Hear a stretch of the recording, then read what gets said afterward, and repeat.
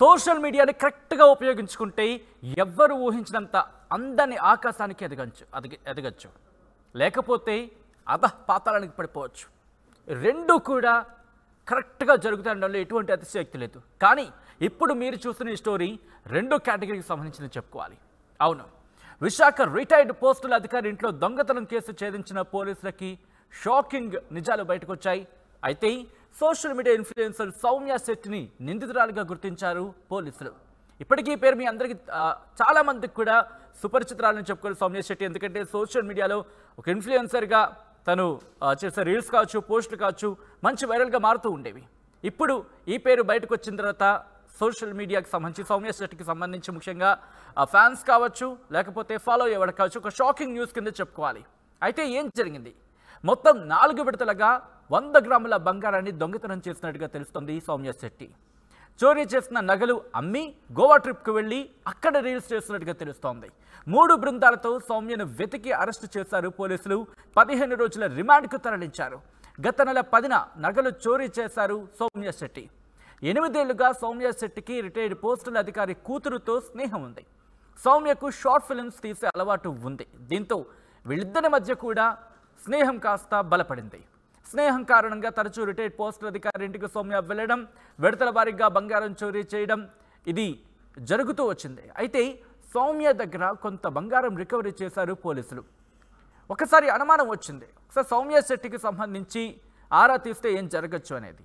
అలా విచారణ చేసిన నేపథ్యంలో సౌమ్య శెట్టికి సంబంధించి అప్పుడు నిజాలు వెలుగులోకి వచ్చాయి. ఆ వెలుగులోకి వచ్చిన నిజంలో భాగమేది. విశాఖ రిటైర్డ్ పోస్టల్ అధికారి ఇంట్లో దొంగతనం కేసుని ఛేదించారు పోలీసులు. సోషల్ మీడియా ఇన్ఫ్లుయెన్సర్ సౌమ్య శెట్టిని నిందితురాలిగా గుర్తించారు పోలీసులు. మొత్తం 4 విడతలుగా 100 గ్రాముల బంగారం దొంగతనం చేసింది సౌమ్య. చోరీ చేసిన నగలు అమ్మి గోవా ట్రిప్కు వెళ్ళి రీల్స్ చేసింది. 3 బృందాలతో సౌమ్యను వెతికారు పోలీసులు, అరెస్టు చేశారు. 15 రోజుల రిమాండ్కు తరలించినట్టుగా తెలుస్తోంది. గత నెల 10న నగలు చోరీ చేశారు సౌమ్య శెట్టి. 8 ఏళ్లుగా సౌమ్య శెట్టికి రిటైర్డ్ పోస్టల్ అధికారి కూతురుతో స్నేహం ఉంది.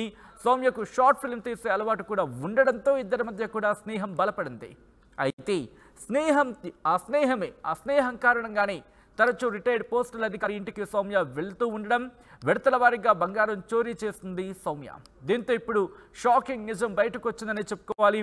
ఎందుకంటే అంతవరకు సౌమ్య శెట్టికి సంబంధించి సోషల్ మీడియా ఇన్ఫ్లుయెన్సర్గా అందరికీ సుపరిచితురాలని చెప్పుకోవాలి.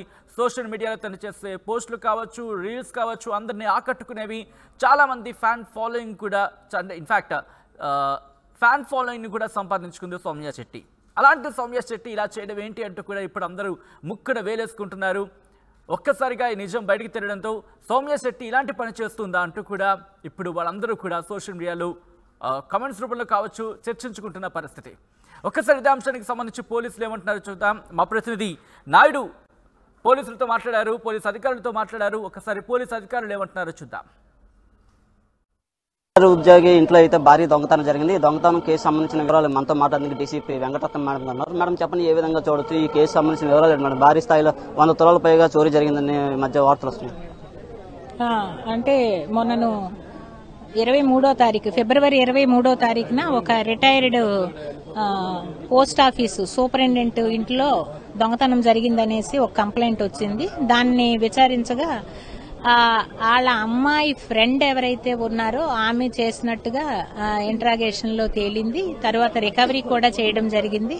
74 తులాలు పోయినట్టుగా, అంటే సుమారు ఒక 750 గ్రాములు పోయినట్టుగా మాకు కంప్లైంట్ వచ్చింది. దాని మీద అయితే వెంటనే ఇంట్రాగేట్ చేసి కన్సర్న్డ్ అమ్మాయిని కూడా తీసుకుని వచ్చి మేము రిమాండ్ చేయడం కూడా జరిగింది. అమ్మాయి సోషల్ ఇన్ఫ్లుయెన్సర్ సౌమ్యగా గుర్తించారు. ఏం చేస్తుంటారు సోషల్ మీడియాలో?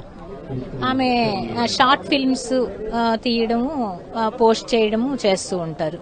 అంటే వీళ్ళింటికి ఎందుకు వచ్చారు?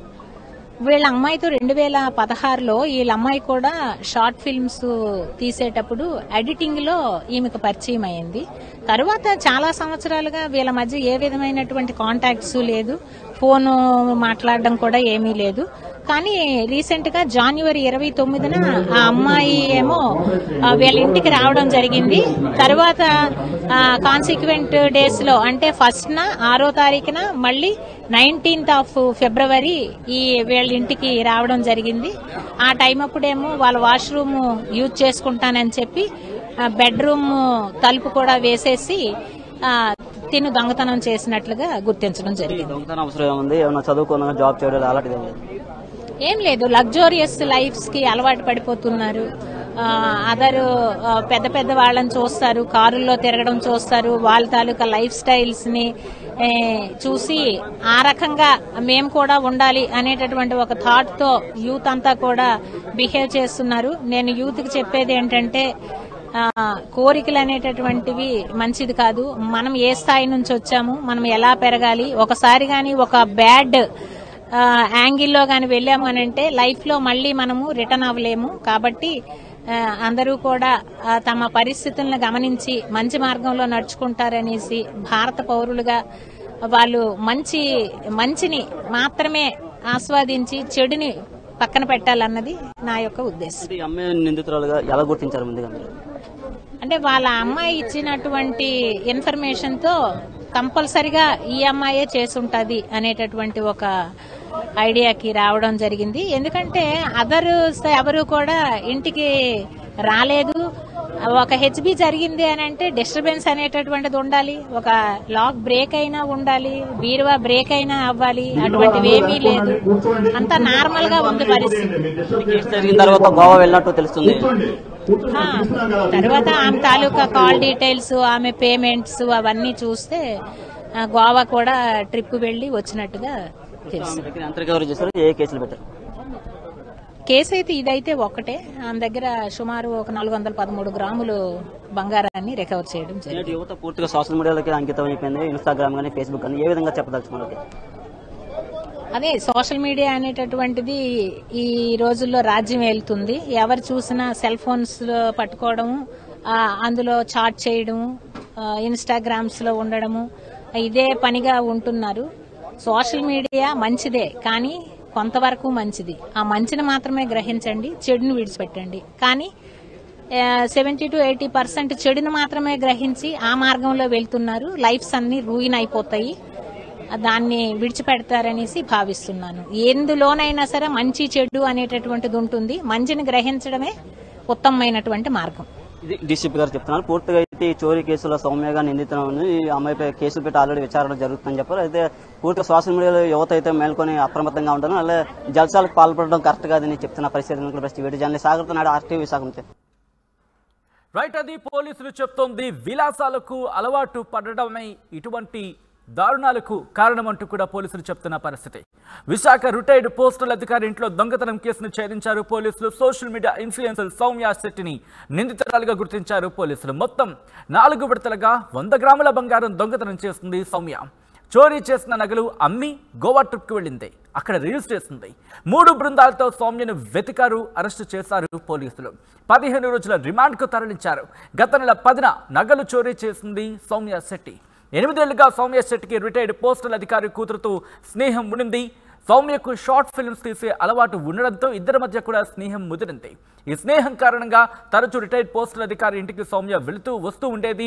విడతల వారీగా బంగారం చోరీ చేసింది సౌమ్య. సౌమ్య దగ్గర కొంత బంగారం రికవరీ చేశారు పోలీసులు. ఒకసారి విలాసాలకు అలవాటు పడితే ఆ పరిస్థితి ఎంత దారుణంగా ఉంటుందో అర్థం చేసుకోవచ్చు. ఎందుకంటే ఇన్నాళ్ళు సోషల్ మీడియా ఇన్ఫ్లుయెన్సర్ సోషల్ మీడియాలో తను పోస్ట్ చేసిన తన రీల్ కనిపించినా సరే ఫ్యాన్స్ కావచ్చు, లేకపోతే అభిమానులు కావచ్చు, తనని ఓన్ చేసుకునే ప్రయత్నం చేశారు. అంటే మా సౌమ్య శెట్టి అనుకుంటూ కూడా వాళ్ళు ఆ రీల్స్ని యాక్సెప్ట్ చేసేవాళ్ళని చెప్పుకోవాలి. ఆ పోస్ట్ని వాటిని యాక్సెప్ట్ చేసేవారు. దీనికి సంబంధించి వాళ్ళు ఆ రీల్స్ని యాక్సెప్ట్ చేస్తున్న పరిస్థితి. అలాంటి సౌమ్య శెట్టి ఇలాంటి పని చేస్తుందంటూ కూడా ఇప్పుడు ముక్కున వేలేసుకుంటున్న పరిస్థితి. సోషల్ మీడియాలో రీల్స్ చేస్తూ కావచ్చు, లేకపోతే ఇన్ఫ్లుయెన్సర్గా మంచి ఫ్యాన్ ఫాలోయింగ్ని సంపాదించుకుంది సౌమ్య శెట్టి. ఇప్పుడు ఆ సౌమ్య శెట్టి విలాసాలకు అలవాటు పడడమే ఇటువంటి దారుణాలకు, ఇటువంటి దొంగతనాలకు కారణం అని చెప్పి కూడా పోలీసులు చెప్తున్న ఆ పరిస్థితి మనం చూసాం. ఒక్కసారి విజువల్స్లో చూడొచ్చు సౌమ్య రీల్స్ ఇవన్నీ కూడా. అంటే ఏ మేరకు ఇన్ఫ్లుయెన్సర్గా ఏ లెవెల్కి తను రీచ్ అయిందో అర్థం చేసుకోవచ్చు. అటువంటి సౌమ్య శెట్టి ఇటువంటి దొంగతనాలకు పాల్పడడం ఇప్పుడు ఒక్కసారిగా షాక్కి గురి చేస్తుంది. తన అభిమానులకు కావచ్చు, లేకపోతే ఫ్యామిలీ మెంబర్స్ కావచ్చు. విశాఖ రిటైర్డ్ పోస్టల్ అధికారి ఇంట్లో దొంగతనానికి పాల్పడింది సౌమ్య శెట్టి. అది ఒకసారి కూడా కాదు, విడతల వారీగా. అసలు ఇంతకీ ఏం జరిగిందంటే కనుక సోషల్ మీడియా ఇన్ఫ్లుయెన్సర్గా సౌమ్య శెట్టి ఉండింది. అయితే సౌమ్య శెట్టి అలాగే రిటైర్డ్ పోలీస్ అధికారి కుమార్తెకు వీళ్ళిద్దరికీ మధ్య స్నేహం ఉండేది. అది కూడా 8 ఏళ్లుగా స్నేహం కొనసాగింది. ఈ 8 ఏళ్ల స్నేహాన్ని అడ్డు పెట్టుకొని ఆ ఇంటికి వెళుతూ విడతల వారీగా బంగారం కావచ్చు, లేకపోతే ఆ ఇంట్లో ఉన్న నగదుని కావచ్చు, ఇన్ఫ్యాక్ట్ నగలు, బంగారు నగలు కావచ్చు, లేకపోతే వెండి కావచ్చు, what ever it may be, మొత్తం వాటిని దొంగతనానికి పాల్పడినట్టుగా తెలుస్తోంది. 4 విడతలుగా 100 గ్రాముల బంగారాన్ని దొంగతనం చేసినట్టుగా తెలుస్తోంది సౌమ్య శెట్టి. దీంతో చోరీ చేసిన నగలు అమ్మి గోవా ట్రిప్కు వెళ్ళి అక్కడ కూడా రీల్స్ చేయడం స్టార్ట్ చేసింది సౌమ్య. అయితే ఏం జరిగిందంటూ కూడా ఈ దొంగతనానికి సంబంధించి పోలీసులు ఎంక్వైరీ స్టార్ట్ చేస్తే తీగలాగితే డొంక కదిరిందన్నట్టుగా సౌమ్య శెట్టి వ్యవహారం బయటపడింది. 3 బృందాలతో సౌమ్యను వెతికి అరెస్టు చేశారు పోలీసులు. 15 రోజుల రిమాండ్కు తరలించారు. గత నెల 10న నగలు చోరీ చేసినట్టుగా తెలుస్తోంది సౌమ్య శెట్టి. 8 ఏళ్లుగా సౌమ్య శెట్టికి రిటైర్డ్ పోలీస్ అధికారి కూతురుతో స్నేహం ఉండింది. ఆ స్నేహం కాస్త వాళ్ళిద్దరి మధ్య బలపడింది. దీంతో సౌమ్యకు షార్ట్ ఫిలిమ్స్ తీసే అలవాటు కూడా ఉండడంతో ఇద్దరి మధ్య స్నేహం కాస్త మరింత బలపడింది. స్నేహం కారణంగా తరచూ రిటైర్డ్ పోస్టల్ అధికారి ఇంటికి సౌమ్య వెళుతూ ఉండేది. విడతల వారీగా బంగారం చోరీ చేస్తుంది సౌమ్య. సౌమ్య దగ్గర నుంచి కొంత బంగారం రికవరీ చేశారు పోలీసులు.